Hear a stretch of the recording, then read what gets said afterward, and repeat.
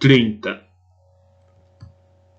Yoshimi Yahagi, a estudante número 21, esperou até que seu relógio marcasse 10 horas, e então, com cuidado, pôs o rosto para fora da porta dos fundos da casa onde se escondera. O lugar se situava na extremidade sul da área residencial da ilha, bem distante do local onde Megumi Eto foi assassinada, mas Yoshimi não sabia onde tinha sido. Ela apenas ouviu o nome de Megumi ser citado no anúncio da manhã. Para Yoshimi, os quadrantes proibidos anunciados eram um problema bastante sério. Às 11 horas, todas as coleiras dos jogadores que estivessem no setor H8, que incluía a área residencial onde ela estava, explodiriam. O computador não esperaria mesmo que lhe pedissem. A entrada dos fundos dava para um caminho estreito entre as casas. Devia haver menos de 1 metro até a parede da casa em frente. Yoshimi segurava a pesada pistola automática Colt Government modelo 45 com ambas as mãos, puxando para trás o cão da arma apertado com o seu polegar direito. Ela examinou rapidamente ao redor, mas o caminho estava deserto. Embora fosse considerada uma delinquente por fazer parte da gangue de Mitsuko-soma, o rosto redondo de Yoshimi guardava traços pueris. Naquele momento, porém, transpirava um suor frio. Apenas 1 ou 2 horas antes, ela vira da janela do andar de cima Yumiko Kusaka e Yukiko Kitano, chamando todos para se reunirem com elas. Depois, o som da metralhadora. Não havia dúvida, a matança continuava e nem todos estavam se escondendo como ela. Havia outros desejosos de matar seus colegas de turma, e era impossível saber onde eles poderiam dar as caras.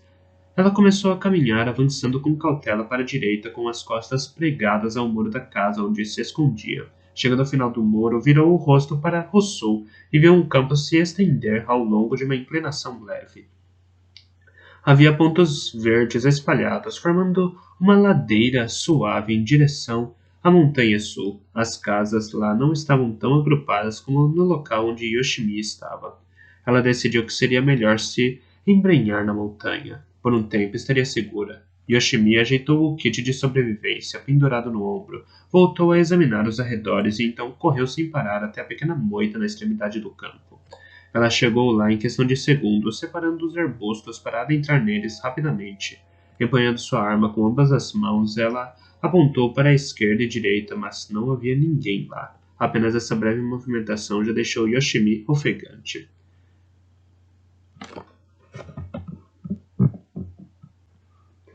Ainda não bastava. Ela ainda não estava fora do quadrante H8. Ou talvez até estivesse fora dele, mas como não havia nenhuma linha branca demarcatória no solo, ela não ficaria sossegada se não se afastasse o suficiente.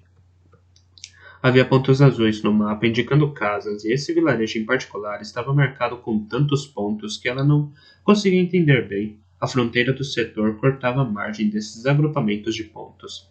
Yoshimi sentiu vontade de chorar. Se ela não fosse da gangue de Mitsuko-soma, poderia ter encontrado alguém, sim. Alguma garota legal com quem pudesse confiar e se juntar. Em quem pudesse confiar e se juntar. Mas certamente ninguém confiaria nela. Bem, ela praticava atos ruins na companhia de Mitsuko-soma e Hirono Shimizu. Roubava e aterrorizava seus colegas de turma. Ninguém acreditaria nela, mesmo que jurasse não ser hostil. Ao contrário, era bem capaz de a atacarem no instante em que se deparassem com ela. De fato, antes de se esconder na casa na noite anterior, Yoshimi viu outra garota. Enquanto ela entrava no vilarejo, a garota deixava a área residencial. Seria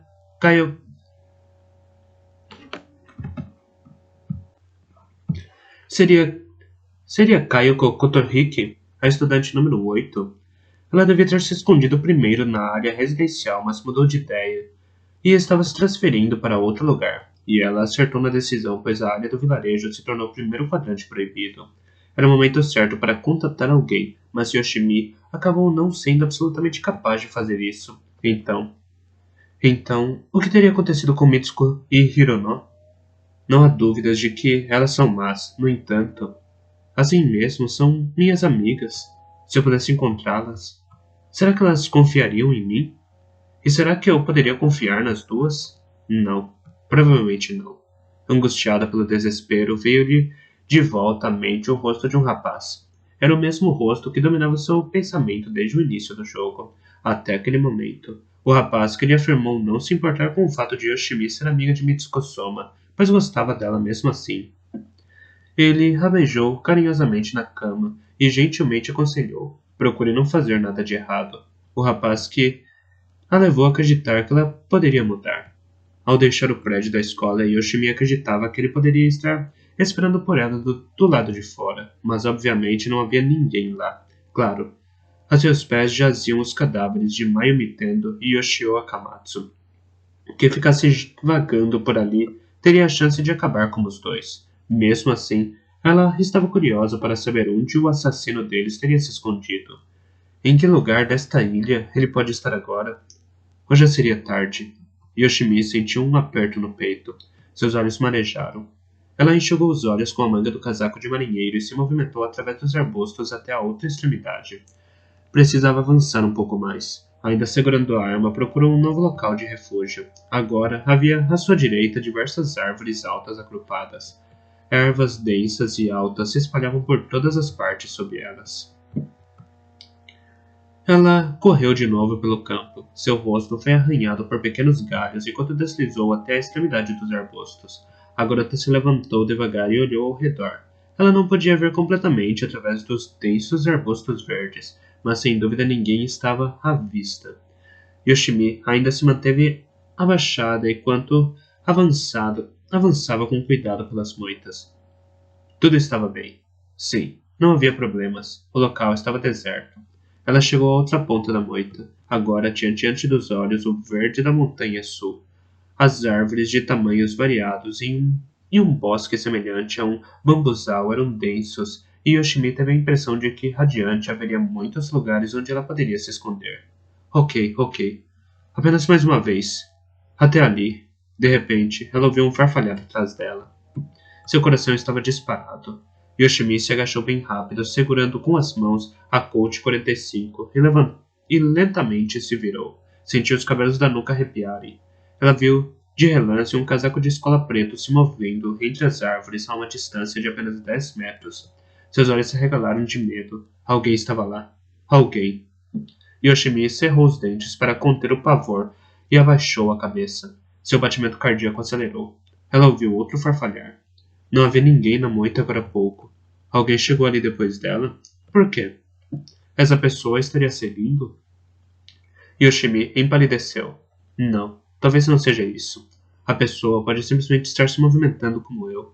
Se tivesse me notado, teria avançado diretamente em minha direção. Ainda não reparou em mim. Por isso, é melhor deixá-la passar. Não se mova. Simplesmente não se mova. Um novo som se fez ouvir juntamente com a sensação de que a pessoa se mexia. Agachada, Yoshimi pôde ver entre as densas folhas a figura se movendo com agilidade entre o tronco das árvores. Revelando seu perfil, moveu-se da direita para a esquerda de onde Yoshimi estava. Ah, que ótimo! Não está vindo em minha direção. Yoshimi suspirou aliviada e, de repente, ergueu de novo o rosto. A sombra estava oculta pelas árvores, sendo impossível vê-la. O farfalhar se distanciou aos poucos. Ela não podia ter se enganado. Será que estava delirando? Não, impossível. Yoshimi se levantou rapidamente e avançou com o corpo semicurvado na direção de onde vinha o som. Depois de se mover alguns metros adiante da sombra das densas folhas, ela examinou o local de onde vinha o som. Em seu campo estreito de visão apareceu a sombra de um casaco da escola. Yoshimi puxou inconscientemente as mãos para o peito. Não fosse pela arma que segurava, de certo daria a impressão de que ela estava rezando. Mas, naquele momento, Yoshimi devia estar mesmo rezando. Certamente para um deus que, por travessura, lhe proporcionara um acaso quase impossível. Ela não tinha crenças religiosas em particular, mas naquele momento não se importava com qual deus que fosse. Ela rezava agradecida. Ah, Deus, obrigada. Eu te amo. Yoshimi deixou escapar enquanto se levantava. Yoji Kuramoto, o estudante número 8, pareceu tremer por um instante ao ouvir a voz, para logo depois se virar lentamente. Em seu rosto de aparência latina, os olhos de cílios espessos se revelaram, para logo voltar a seu tamanho normal. Por uma fração de segundo, o rosto dele pareceu se tornar inexpressivo, mas Yoshimi estava convencida de que era apenas uma falsa impressão. Um sorriso logo se estendeu pelo rosto dele, o sorriso de sempre do rapaz que a amava mais que qualquer coisa, mais que qualquer outra pessoa no mundo. Yoshimi! Yoji! Com o kit de sobrevivência no ombro e empunhando a Colt 45 na mão direita, Yoshimi correu em direção a Yoji. O rosto dela estava abatido e os olhos cheios de lágrimas. Os dois se abraçaram no pequeno espaço formado dentro dos arbustos, com firmeza, mas gentilmente. Então, sem uma palavra, Yoji beijou-a nos lábios. Em seguida, nas pálpebras e na ponta do nariz também. Era como ele sempre costumava beijá-la, embora não fosse a ocasião adequada. O corpo de Yoshimi experimentava a suprema felicidade. Depois, ele olhou no fundo dos olhos dela e disse: Então você está salva? Estava preocupado, ainda com o corpo colado ao dele. Yoshimi respondeu: Eu também. Eu também. Lágrimas surgiram nos cantos de seus olhos e lhe escorriam pelo rosto. Quando Ryoji deixou a sala de aula antes dela, olhou de relance para Yoshimi, que estava prestes a chorar por vê-lo partir. Ela também saiu. Amanheceu e até aquele momento ela não parara de se preocupar. Mas agora tinha reencontrado Yoji, que ela pensou que não viria mais vivo. É uma coincidência espantosa, Yoji disse, um pouco tardiamente, como se estivesse em estado de choque. Sim, não posso acreditar. Pensei que nunca mais nos veríamos. Essa situação horrível. Yoji gentilmente acariciou os cabelos de Yoshimi, que soluçava. Está tudo bem agora. Vamos ficar juntos, aconteça o que acontecer. As palavras de Yoji foram firmes e Yoshimi se sentiu debulhando em lágrimas. Pelas regras, apenas um sobreviverá, mas sim, com certeza poderia estar ao lado dele, daquele que eu mais amo. Falaram sobre um limite de tempo, e se assim for, ficaremos juntos até quando esse tempo se acabar. Se alguém nos atacar, Yoji sem dúvida nos protegerá. Ah, Deus, diga-me que isso não é um sonho. Deus... Yoshimi se lembrou de várias coisas desde que conheceu Yoji no 8º ano, quando se tornaram colegas de turma. Em particular, recordou daquele dia de outono em que eles se cruzaram por acaso na rua e decidiram ir ao cinema juntos. Depois, no Natal, a torta de morangos que dividiram numa casa de chá, o beijo da mesma noite, o Ano Novo. Ela vestida com elegância no kimono de mangas longas para a primeira visita do ano ao templo. Ao tirar o papelzinho da sorte, o dela era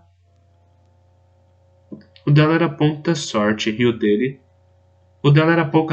dele muita sorte. Por isso, Yoji deu seu papel a Yoshimi. Ela também recordou o inesquecível 18 de janeiro, um sábado, em que passou pela primeira vez à noite na casa de Yoji. Onde você estava até agora? Yoshimi perguntou. Yoji apontou para o vilarejo. Numa daquelas casas. Mas você sabe que essa coleira, se eu ficasse lá depois das 11 horas, ela explodiria. Por isso, obviamente, Yoji tinha expressão séria. Mas Yoshimi achou aquilo engraçado. Eles estavam bem perto um do outro. Desde o início do jogo, ela se perguntava onde ele estaria, mas ao final descobriu que ele estava bem debaixo de seu nariz. O que foi? Eu também estava escondida numa daquelas casas. Com certeza éramos vizinhos. Eles sorriram. Vendo o rosto de Yoshimi se deu conta de como era maravilhoso poder compartilhar um sorriso com alguém que se ama. A maioria das pessoas poderia achar banal, mas não era. Era o mais importante, e agora ela conseguia ter de volta essa sensação. Yoji lentamente afastou o corpo do de Yoshimi. Seus olhos de repente desceram até a mão direita dela, notando que ainda segurava a arma. Ela sorriu sem jeito. Ah, como sou distraída. Yoji também sorriu. Boa arma, não? Olha a porcaria que eu ganhei. Ele lhe mostrou o que segurava. Yoshimi nem havia percebido até aquele momento. Olhando com atenção, ela viu que era uma adaga, do tipo que se vende em lojas de quinquilharias. A fita ao redor do cabo estava velha e se via uma cor verde azulada no pequeno guarda-mão ovalado.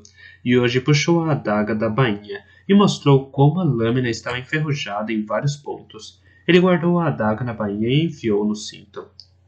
Ei, deixe-me ver sua arma, Yoji pediu. Yoshimi lhe entregou a arma, tendo cuidado de direcionar o cano para o lado. Fique com ela. Duvido que eu possa usá-la direito. Yoji concordou e pegou a Colt 45. Ele a segurou pela empunhadura, verificou a trava de segurança do gatilho e então puxou o cursor, revelando a primeira bala na câmara. O cão ainda estava armado. Você tem balas?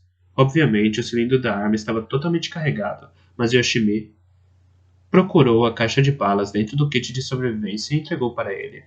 Yoshi pegou a caixa com uma mão, deslizou a tampa com seu polegar, abrindo-a para verificar o conteúdo. Em seguida, enfiou-a no bolso do uniforme. Então, no instante seguinte, Yoshimi não podia acreditar no que via. Ela não compreendia o que estava acontecendo, apenas fixava o olhar nas mãos de Yoshi como se assistisse a um curioso passe de mágica. Yoshi apontava Colt 45 para ela. Yoshi? Mesmo assim, Yoshi recuou alguns passos de Yoshimi, que continuava atônita. Yoshi? Depois de repetir o nome dele, ela afinal se deu conta de que o rosto de Yoshi se transformara, não se parecendo em nada com o que ela estava acostumada. O rosto dele se contorcia, os olhos com longos cílios, o grande nariz quase aquilino, os lábios largos, enfim, cada parte de seu rosto parecia a mesma de antes, mas ela nunca vira nele aquela expressão, com a boca contorcida, revelando os dentes. E da boca contorcida saíram essas palavras: Cai fora! Vaza daqui! Por um instante, Yoshimi não entendeu o que ele dissera. Yoshi prosseguiu, parecendo irritado. Já disse para desaparecer rápido da minha frente. Ainda atordoada, os lábios de Yoshimi tremiam. Por quê? A raiva no tom de voz de Yoshi se intensificou. Você acha que vou ficar do lado de uma cadela como você? Cai fora! Algo dentro de Yoshimi começou a desmoronar, primeiro devagar, para depois acelerar. Por quê? A voz de Yoshimi tremia. Eu fiz algo de errado? Com a mão ainda apontada para ela, Yoshi cuspiu de lado. Não me faça rir. Eu sei muito bem que você é uma vadia, que já foi fichada na polícia. Além disso, vivia trepando com caras com a idade para serem seu pai. Eu sei de tudo. Acha que posso confiar numa vagaba igual a você? Yoshimi contemplava boquiaberto o rosto de Yoshi. Tudo o que ele dissera era verdade. Ela foi presa em flagrante várias vezes por roubo e uma vez recebeu orientação educativa para jovens delinquentes por aterrorizar e ameaçar uma estudante do ensino médio com o grupo de Mitsuko-soma. E havia prostituição. Tempos atrás, Yoshimi transou algumas vezes com homens de meia idade, apresentados também por Mitsuko-soma. Era um trabalho bem remunerado. Muitas garotas o faziam e, na época, ela estava de saco cheio de tudo, usava maquiagem com a qual ela não estava acostumada para ganhar áreas de adulta e ficar com homens que pareciam gentis do jeito deles. Em sua mente, nada disso parecia ruim. Yoshimi imaginou que Yoshi estivesse a par de tudo isso sobre ela. Depois que começou a namorar Yoshi daquele dia de outono, ela pôs um ponto final em tudo aquilo. Logicamente, continuou a manter amizade com Mitsuko-soma e Hiro no Shimizu, pois não poderia de repente se tornar uma estudante exemplar, mas pelo menos ela parou de se prostituir, e na medida do possível procurava não se meter em confusões. E ela sempre acreditou que Yoshi a perdoou e a amava de qualquer forma. Acreditei nisso todo o tempo. Uma lágrima escorreu pela face de Yoshimi. Eu larguei aquela vida. Percebia-se que as lágrimas diferentes das anteriores rolavam agora por suas faces. Porque eu desejava. Eu queria ser uma mulher que você merecesse ter ao seu lado, Yoshi. Yoshi por um instante fitou Yoshimi como se as palavras dela tivessem desnorteado completamente, mas logo em seguida ele retomou a expressão de antes. Sua mentirosa. Pare de fingir que está chorando. Yoshimi olhava fixo para Yoshi com os olhos arregalados e molhados. As palavras saíram gaguejantes. Então, por que você me namorava? Yoshi respondeu sem pestanejar. Mas isso é lógico. Achei que seria fácil levar para a cama outra vadia como você. Cai fora, rápido! De súbito, impulsionada por alguma força desconhecida, Yoshimi correu em direção a Yoshi, talvez por não querer mais ouvir o que ele lhe dizia, ou por não suportar o fato de Yoshi apontar uma arma para ela. Pare! Por favor, pare! Pare! Ela gritou, chorando e tentou segurar a arma que ele empunhava. Rapidamente se esquivou e a empurrou. O kit de sobrevivência deslizou do ombro de Yoshimi até sua mão esquerda, enquanto ela caía de costas sobre a grama. Yoshi rapidamente se atirou sobre ela. O que diabos está fazendo, sua vadia? Merda! Quer me matar? Vou acabar com você! Yoshi apontou a arma para ela, mas Yoshimi desesperadamente segurou com as duas mãos o pulso do rapaz. Ele de imediato juntou a mão esquerda à mão direita com a arma. As mãos de Yoshi se moveram lentamente para baixo, apontando para a testa dela. Yoshimi sentiu seu coração disparando. Ela forçou as mãos e gritou em desespero. Yoshi, por favor, pare! Ele não respondeu. Seus olhos sanguinolentos a fitavam. O braço dele descia com a força metódica de uma máquina. Mais 5 centímetros, 4, 3, e a bala poderia agora raspar os cabelos dela. Mais 2 centímetros, mais... Embora com o coração estraçalhado de tristeza e pavor, um pensamento ocorreu a Yoshimi.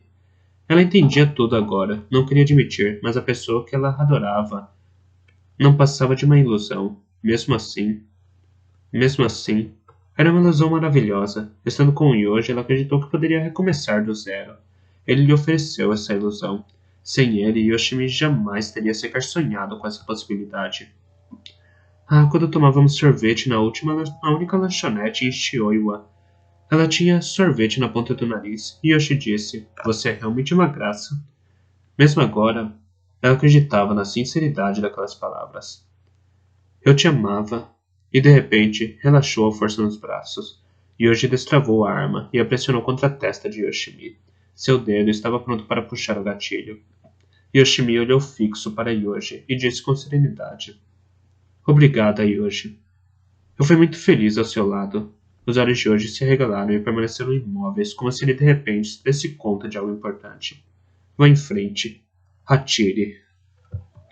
Yoshimi sorriu carinhosamente e fechou os olhos com a arma apontada para ela. Os braços de Yoshi começaram a tremer. Yoshimi esperava a bala quente atravessar sua cabeça, mas por mais que o tempo passasse, não ouviu o som do disparo. Em vez disso, ela ouviu uma voz rouca pronunciar seu nome. Yoshimi. Yoshimi lentamente reabriu os olhos. Ela encontrou os olhos de Yoshi através da fina película de lágrimas. Ela viu os olhos dele voltarem a ser os de seu amado. Eles estavam levemente tingidos de remorso e autocensura. Então ele entende. Yoshi, de verdade? Pá! Um som abalado ecoou, agradável, mas de certa forma umedecido, estranho. Quase simultaneamente, o dedo da mão direita de Yoshi puxou o gatilho, mas não foi sua imaginação, apenas um espasmo do dedo.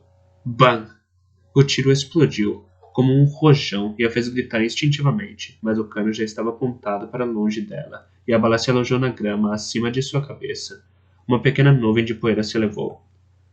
O corpo sem vida de Yoshi caiu sobre Yoshimi e permaneceu completamente imóvel. Tentando sair de debaixo dele, Yoshimi viu alguém sorrindo por sobre os ombros do casaco de escola preto de Yoshi. Era sua antiga parceira de delinquência, Mitsuko Soma. Yoshimi não fazia ideia do que estava acontecendo. Apenas sentiu um inexplicável arrepio no fundo do peito ao ver o sorriso naquele rosto angelical, adorável e lindo. Mitsuko perguntou a Yoshimi se ela estava bem e segurou a mão dela para puxá-la. Cambaleando, Yoshimi se pôs de pé no meio da vegetação e olhou para baixo. E viu uma foice extremamente afiada, cravada na nuca de Yoshi. Uma foice. Era a primeira vez que Yoshimi, uma das garotas mais urbanas do distrito de Shiroiwa, via uma daquelas. Sem se importar com a foice no momento, Mitsuko se apoderou de imediato da Colt 45 na mão direita de Yoshi. Os músculos dele enrijeceram e ela teve que apartar com esforço cada um de seus dedos endurecidos. Ela sorriu ao ver a arma final em suas mãos. Yoshimi tremeu convulsivamente ao olhar para o corpo sem vida de Yoshi. Era impossível se controlar. Yoshimi acabava de perder alguém de extrema importância para ela. Sensação semelhante à que teve quando era criança. Sim, no tempo em que era inocente. Quando um precioso objeto de vidro que adorava por acidente caiu e se esfacelou no chão. Mas a dimensão do ocorrido não se comparava. A razão de Yoshimi voltou do espaço para a terra e ele olhou Mitsuko. Logicamente, olhava para a amiga todo esse tempo, mas sua percepção visual não chegava ao domínio da consciência, que se esforçava para retirar a foice afiada da nuca de Yoshi. Ela segurou o cabo com ambas as mãos e tentou balançar a arma. A cabeça de Yoshi ia de um lado para o outro, acompanhando o movimento. Não! Yoshimi gritou e empurrou Mitsuko que caiu entre a vegetação, batendo com as nádegas no chão e revelando suas lindas pernas bem torneadas desde a borda da saia plissada até a altura das coxas. Sem ligar para Mitsuko, Yoshimi protegeu o corpo de Yoji, em cuja cabeça a foice continuava enterrada. Suas lágrimas gotejavam sobre o corpo. A foice parecia lhe dizer: balançar não vai fazê-lo ressuscitar. Pare com isso. Não vê que estou enterrado nele e isso dói? Ondas enormes de emoção surgiam repetidas vezes do fundo do peito de Yoshimi. Ela sentia como se o mundo estivesse sendo destruído e a afogasse. Lembrou-se da causadora do ocorrido e com os olhos cheios de lágrimas fitou com ódio Mitsuko a seu lado. Ela poderia matá-la apenas com aquele olhar. Não se importava mais que tipo de jogo era aquele do qual participava ou quem eram seus inimigos ou aliados. Sim, se havia um inimigo a quem ela devia odiar, esse era Mitsuko Soma, que tirara dela o seu amado. Por que você o matou? As palavras, completamente vazias a Yoshimi. Ela sentiu como se tivesse se tornado uma caverna oca em formato humano. Mesmo assim, as palavras botaram. O corpo humano funcionava de forma curiosa. Por quê? Por que você o matou? É horrível. É terrível demais. Monstra! Por que tinha que matá-lo? Por quê? Mitsuko contorceu a boca numa expressão de insatisfação. Você estava prestes a ser assassinada. Eu salvei você. Mentira. Eu fiz Yoji me entender. Eu estava entendendo. Você é uma víbora. Vou acabar com a sua raça. Eu vou te matar.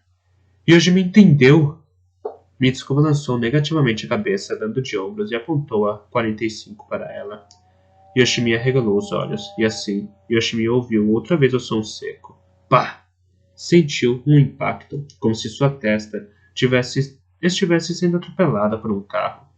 Foi apenas isso. Yoshimi Yahagi caiu sobre o corpo de seu amado Yoji Kuramoto e permaneceu imóvel. A bala de chumbo calibre 45 saiu destruindo a parte de trás de sua cabeça. Mas sua boca permaneceu aberta como se ela desejasse gritar algo, com sangue escorrendo devagar do canto. O sangue se estendeu sobre o casaco da escola de Yoji, ampliando uma mancha escura.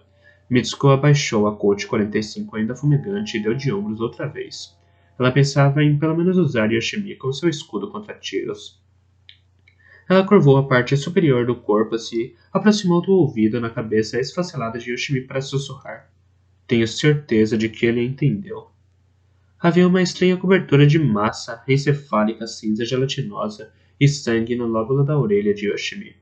Sabe, eu o matei porque ele não parecia disposto a acabar com você, no final das contas. Então, mais uma vez, ela se concentrou em tirar a foice da cabeça de Yoji. Restam 25 estudantes.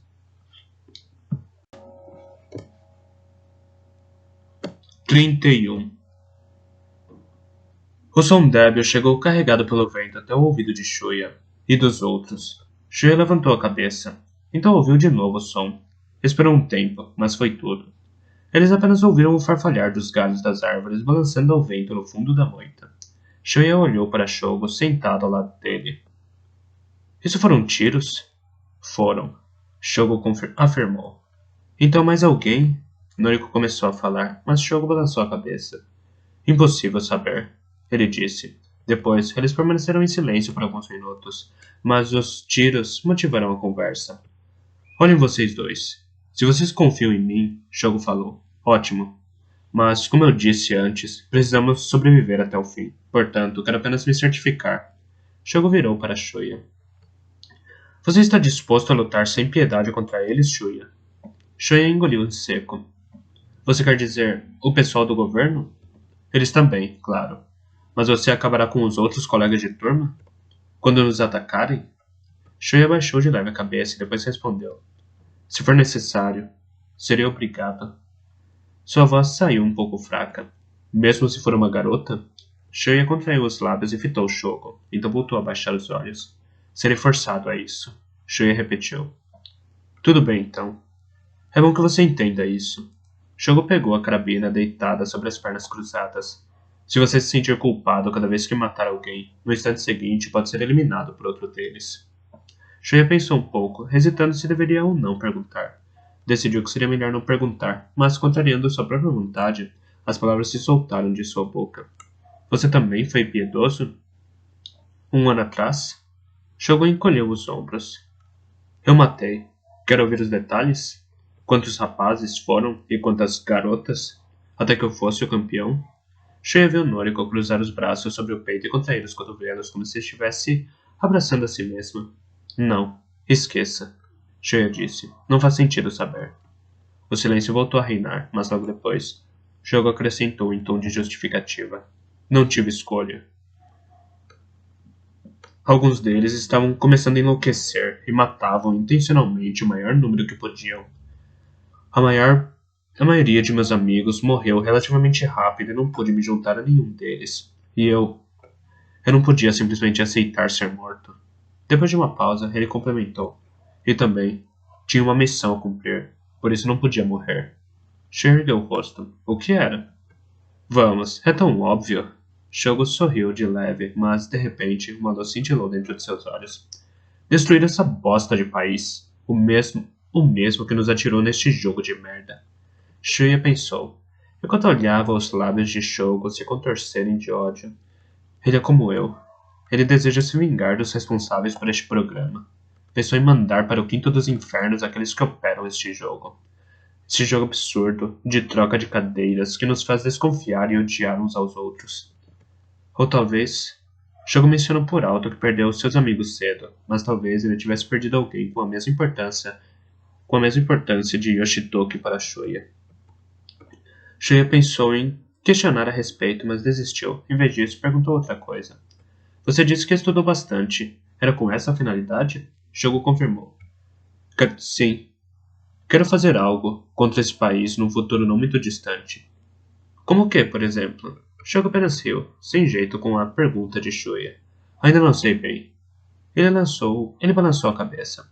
Falar é fácil, mas é muito difícil derrubar um sistema estabelecido. Porém, eu teria feito algo. Bem, não. Mesmo agora eu pretendo fazer, por isso preciso sobreviver também dessa vez. Shuya olhou para o revólver disposto verticalmente sobre os joelhos e pendurado de sua mão, e depois ergueu de novo o rosto quando outra pergunta lhe ocorreu. Pode me dizer algo? O quê? A finalidade deste jogo. Existe algum sentido nele? Os olhos de Shogo se arregalaram, mas logo em seguida, ele abaixou o rosto e começou a rir baixinho. Ele se divertiu bastante com a pergunta, e então, por fim, disse. Claro que não há nenhuma finalidade. Noriko ergueu a voz. Mas eles insistem que o objetivo do jogo é a defesa nacional.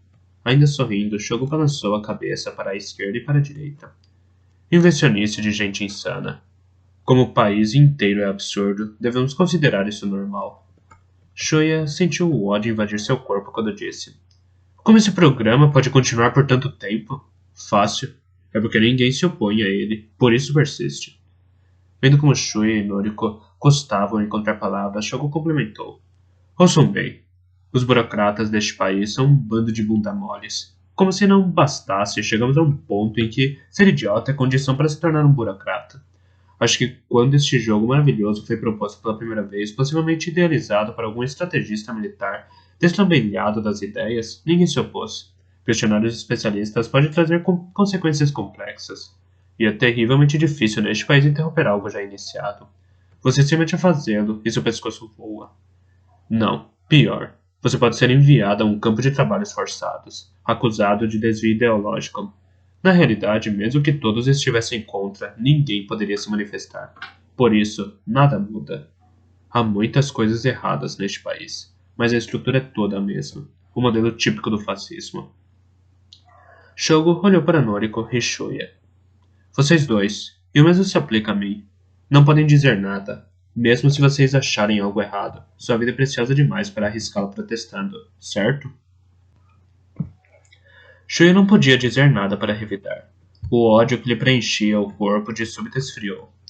É vergonhoso, Noriko afirmou. Shuya olhou para ela. Os olhos de Noriko se voltaram com tristeza para baixo. Ele concordou. Era exatamente assim. Havia um país chamado República da Coreia do Sul. Vocês sabiam? Shogo perguntou. Shuya olhou para Shogo, que mantinha o olhar preso a uma flor rosa semelhante a uma azaleia. Sozinho, no meio das folhagens, na árvore bem em frente deles. Por que isso de repente? Pensou Shuya. Mas respondeu assim mesmo. Sim, eu sei. Era a metade sul da atual nação da Península Coreana, certo? Os nomes oficiais eram República Popular da Coreia do Sul e Nação Democrática da Península Coreana, e os livros didáticos mencionavam os conflitos civis entre as duas nações imediatamente a oeste do Mar Interior da Grande República do Leste Asiático. Embora a RPCS fosse um país amigo de nossas nações, em virtude de conspirações engendradas pelos imperialistas americanos e alguns imperialistas da NDPC em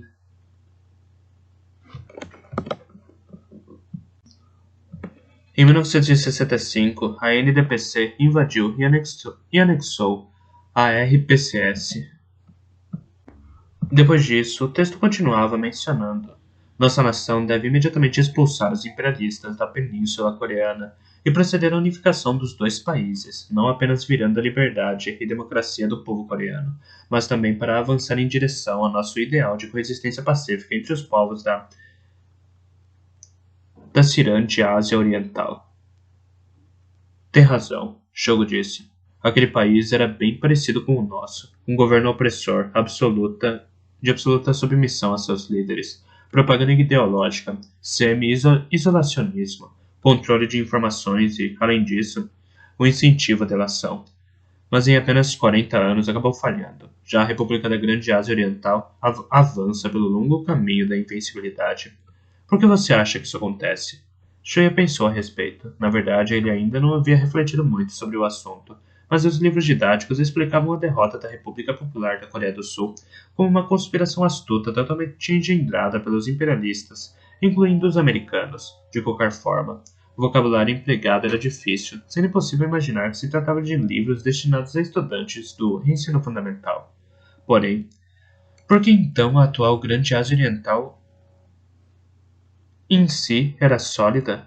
Logicamente, a RPCS era a continuação territorial da NDPC, mas ele meneou a cabeça negativamente.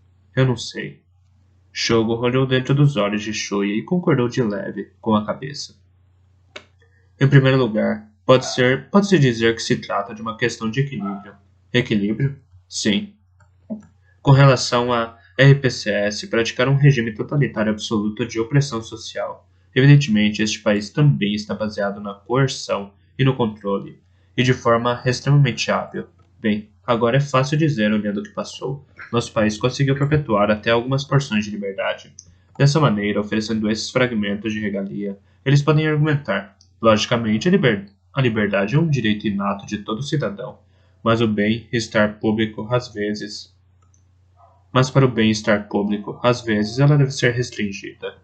Um discurso com princípios lógicos, não é?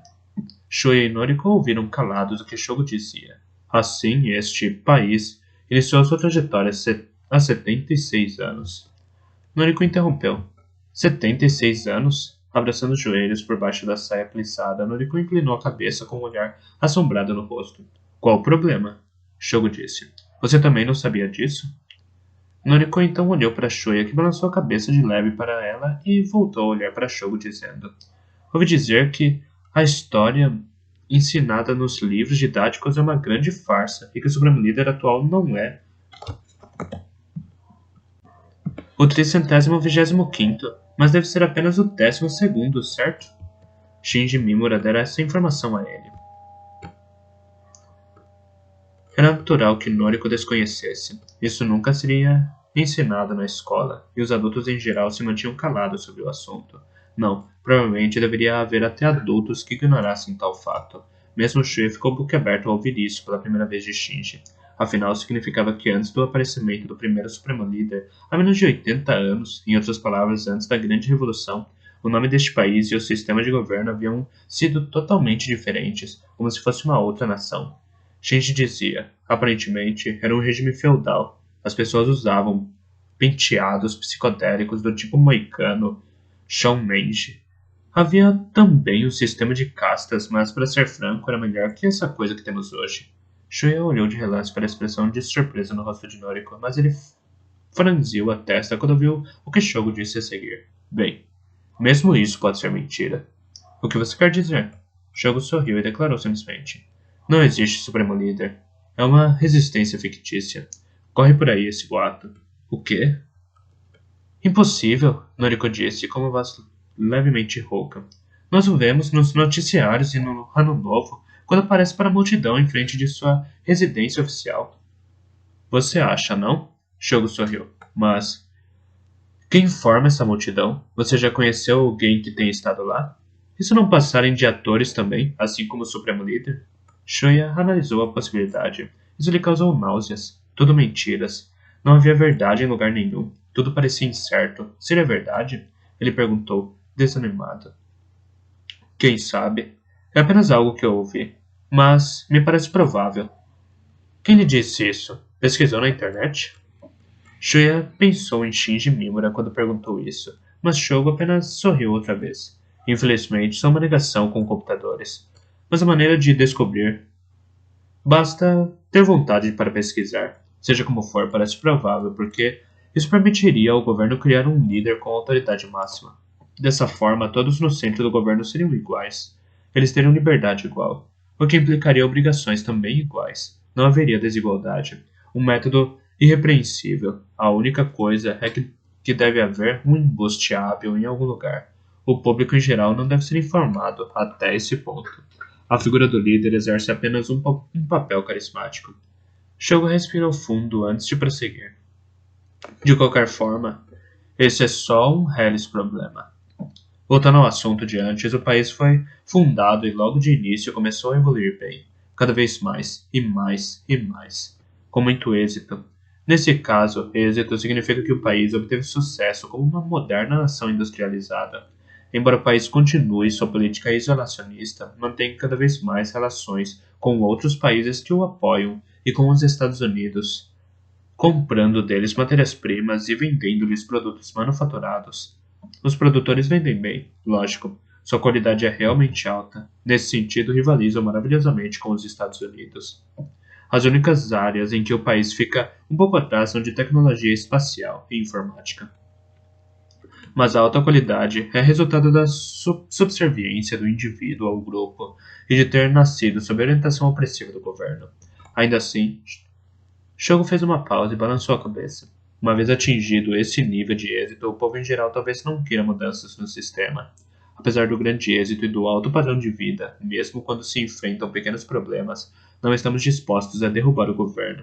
Devemos sacrificar algumas coisas, não? Shogo olhou de novo para Shuya e lhe ofereceu um sorriso sarcástico. Depois prosseguiu.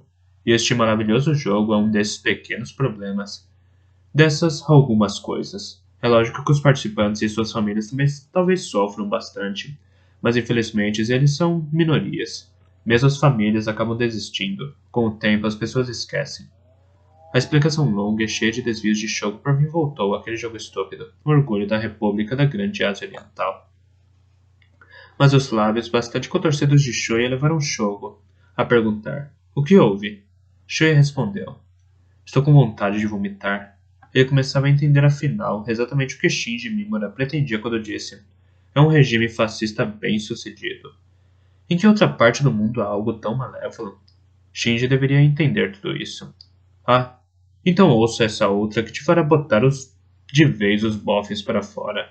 Shogo falou como se sentisse certo prazer no assunto. Creio que a diferença fundamental entre a RPCS e este país era étnica. Étnica? Shogo confirmou, sim. Acho que o atual sistema praticado por este país cabe como uma luva aos seus cidadãos. Em outras palavras, sua subserviência aos superiores. Algo do tipo, Maria vai com as outras. Dependência de outros e mentalidade de grupo. Conservadorismo e passividade. Se lhe mostram algo que certamente é para o bem público, com um motivo nobre, mesmo que seja delação, eles sentem que estão fazendo algo bom. É uma imbecilidade irremediável que serve ao autoconvencimento. É isso.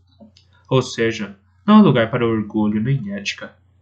E ninguém pensa por si. Seguimos as ordens sem refletir. Isso me noja. Ele estava absolutamente correto. Era asqueroso. Shuya sentiu náuseas. Foi quando Noriko interrompeu. Não acho que seja assim. ela declarou. Shuya e Shogo olharam para ela.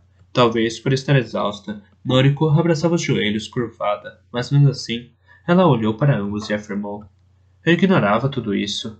É a primeira vez que ouço essas coisas, mas se tudo que você acabou de dizer fosse verdade, e se todos estivessem realmente informados, com certeza não se calariam. É porque ninguém foi informado sobre nada disso que acabaram numa situação semelhante. Não me recuso a acreditar que sejamos tão ruins. Não digo que sejamos especialmente nobres, mas acho que somos tão capazes de pensar de forma racional quanto qualquer pessoa neste planeta. Shogo respondeu com um sorriso surpreendentemente afável. Sua observação é muito inteligente. Shuya de súbito voltou a olhar para Noriko. Ele nunca achou do tipo que sobressaísse a turma, nem extrovertido bastante para expressar suas opiniões da forma como acabara de fazer.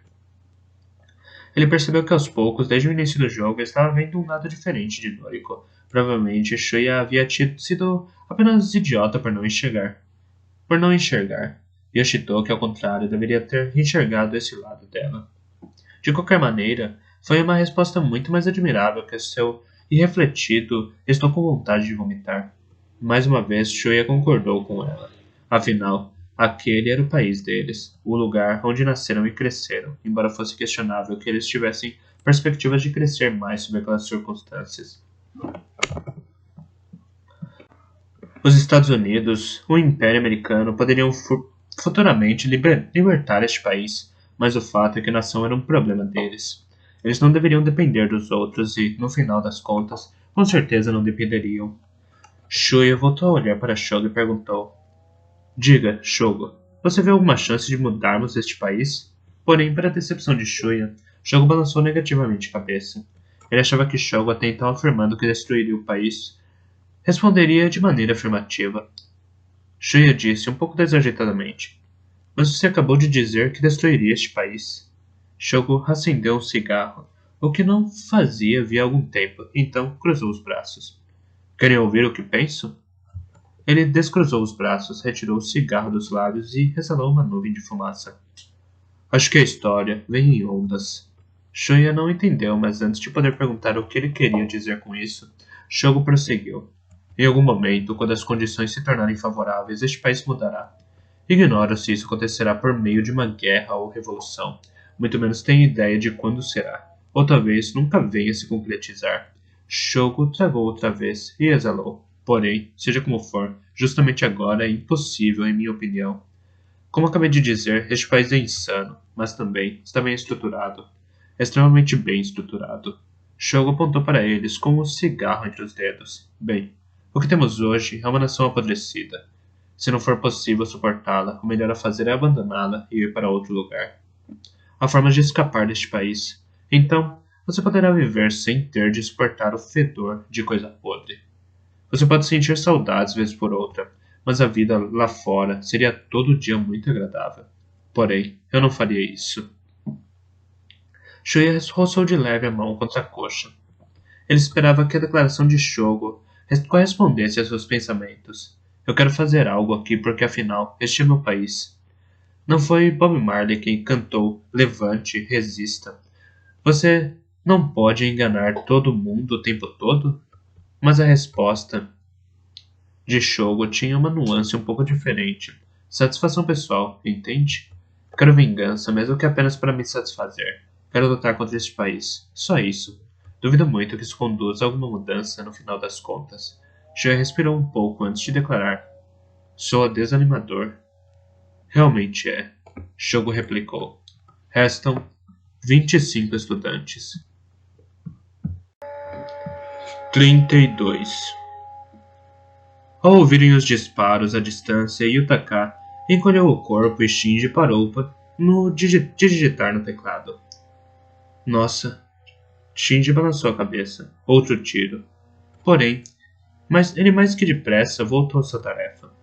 Posso parecer cruel, mas não é hora de eu me importar com o que acontece com os outros. Yutaka voltou a olhar para Shinji. Na mão enrolada numa toalha que serviu de curativo, segurava a bereta recebida do amigo que lhe dissera: segure isso e monte guarda. Ei, Shinji, por que você tanto tecla nesse laptop? Já não está na hora de abrir o jogo comigo? Yutaka perguntou, impaciente. Depois de inicializar o software de comunicação e conectá-lo pelo celular, Shinji começou a teclar às pressas e, de vez em quando, exclamava: Consegui, consegui, consegui. Droga. Ah, é assim. Ou. Ah, ok. Sem oferecer a Yutaka uma única explicação. Espere um pouco. Estou quase lá. Shinji digitava outra vez. Quase no centro do teclado monocromático fluíam sentenças em inglês, entremeadas por caracteres como porcentagem e jogo da velha. E Shinji parecia responder elas.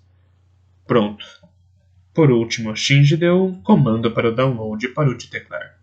A operação básica era Unix, mas ele configurou uma janela de gráficos separada para indicar o andamento do download no formato MAT. Shinji alongou os braços sobre a cabeça. Agora era só esperar a conclusão do download.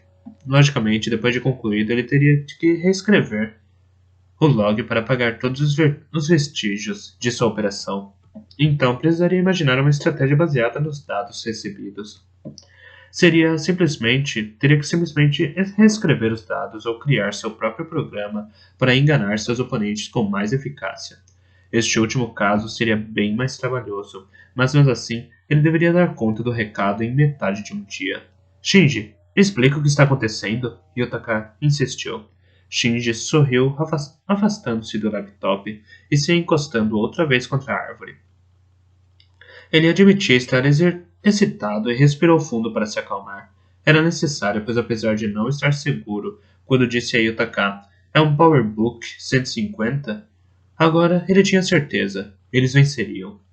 Estive tentando conceber um modo de escaparmos, ele disse lentamente. Yutaka concordou, balançando a cabeça. E então, Shinji apontou o pescoço. Ele não podia ver a sua, mas Yutaka podia enxergar a coleira prateada ao redor do pescoço do amigo, a mesma que ele próprio usava. De fato, eu queria algum modo de me ver livre desta coisa. Graças a ela, aquele desgraçado do Sakamoto está a par de nossa posição e também, por exemplo, o fato de você e eu estarmos juntos. Por causa deste dispositivo, mesmo que tentemos escapar, seremos facilmente capturados, ou pior ainda. Eles podem enviar um sinal de ignição da bomba no interior da coleira e acabar de vez conosco. Por isso, eu queria descobrir um jeito de me ver livre dela. Shinji abriu a mão. Depois deu de ombros. Mas eu desisti. Impossível soltá-la sem conhecer sua estrutura interna. Sakamoto afirmou que ela explodiria se fosse desmontada e não deveria estar blefando. Um fio para detonação deve estar ligado internamente à caixa externa, disposto de forma a explodir caso seja cortado. É muito perigoso tentar algo. Pensei em inserir uma placa de metal dentro da cinta, mas seria muito fina para proteger meu pescoço de uma explosão. Então tive uma ideia de dar um jeito no computador da escola que está nos rastreando e o sinal de ignição, sacou? Obviamente foi o tio que ensinou a Shinji os fundamentos da informática. Desde sua morte, Shinji acumulou bons conhecimentos mexendo no computador deixado por ele, com o mesmo entusiasmo que sentia pelo basquete. Às vezes ele se infiltrava nas linhas internacionais, cuja conexão era em geral proibida pelo governo. Isso permitiu que Shinji obtivesse um nível ainda mais elevado na habilidade com os computadores, além de novas informações do mundo inteiro pela internet real. O que o país costumava chamar de internet não passava de uma rede fechada com o ridículo nome Rede da Grande Ásia Oriental. Embora Shinji não pudesse receber a pena de morte por esses atos, por serem ilícitos, ele poderia ser enviado pelo prazo de 2 anos a uma prisão juvenil por ofensas ideológicas. Por isso, ele aperfeiçoara uma técnica para não ser de forma nenhuma detectado e jamais revelou o que fazia a ninguém, embora tenha mostrado as imagens de alguns sites a Yutaka, a maioria delas pornográfica, claro. De qualquer maneira, Shinji possuía atualmente uma grande técnica sobre como hackear computadores. Procurei um computador pessoal. Eu já tinha meu celular. Se eu soubesse que eles permitem que você mantenha suas coisas neste jogo estúpido, teria trazido meu notebook. Mas não posso reclamar, pois tive sorte de achar esse laptop. Então, tudo o que eu precisava era eletricidade. Peguei essa bateria de um carro estacionado nas proximidades. Tive que ajustar a voltagem, mas foi moleza.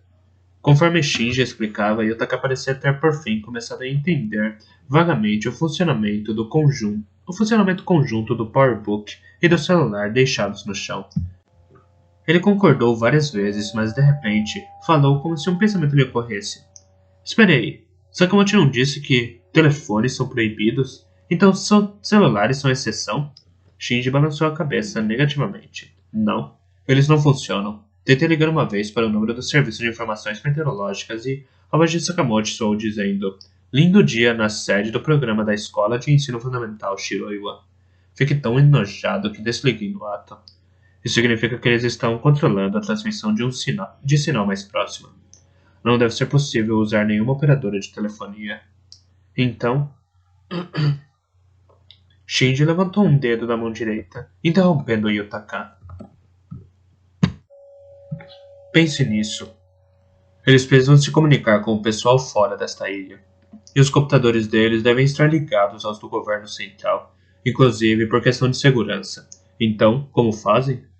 Simplesmente, eles seletivamente ativaram apenas os números para fins militares das linhas de telefones móveis e celulares. Então, isso significa que Yutaka começou a dizer, mas foi de novo interrompido. Mas, mesmo que fosse o caso, eles devem ter feito de uma forma que permita ao pessoal da companhia telefônica mexer nas linhas numa eventualidade. Shinji sorriu e estendeu de leve o braço para proteger o celular posto no chão. Para pegar o celular posto no chão. Eu não falei, mas meu celular é um modelo especial. Tem 2 tipos de memória ROM para números de telefone e senhas. Impossível distinguir só olhando para ele, mas você pode trocar um pelo outro girando essa chave em 90 graus. E esse outro número é algo que consegui só por diversão para fazer ligações gratuitas. Esse é o número de celular usado pelos técnicos de empresas telefônicas para testar as linhas. Então isso significa... Shinji piscou. Isso mesmo, na mosca. O resto é simples. Deu trabalho apenas para conectar o modem para telefones fixos ao celular. Afinal, estou sem as ferramentas adequadas, mas, no final, consegui. Assim, entrei na linha telefônica. Depois acessei remotamente meu computador em casa. Não posso hackear com os softwares de comunicação comuns. Por isso, existem ferramentas especiais como um software para decifração de códigos que eu baixei. Em seguida, invadi o site do governo provincial. O Centro de Processamento de Operações e outros do governo aparentemente são bastante difíceis de hackear, mas imaginei que os sites do governo provincial não deveriam ser tão seguros. Eu estava certo. Embora este jogo seja diretamente administrado pelo governo central, devia haver algum contato com a seção do governo da província do local de realização do jogo. Eu também estava certo quanto a isso. Havia vários endereços desconhecidos nos logs de comunicação.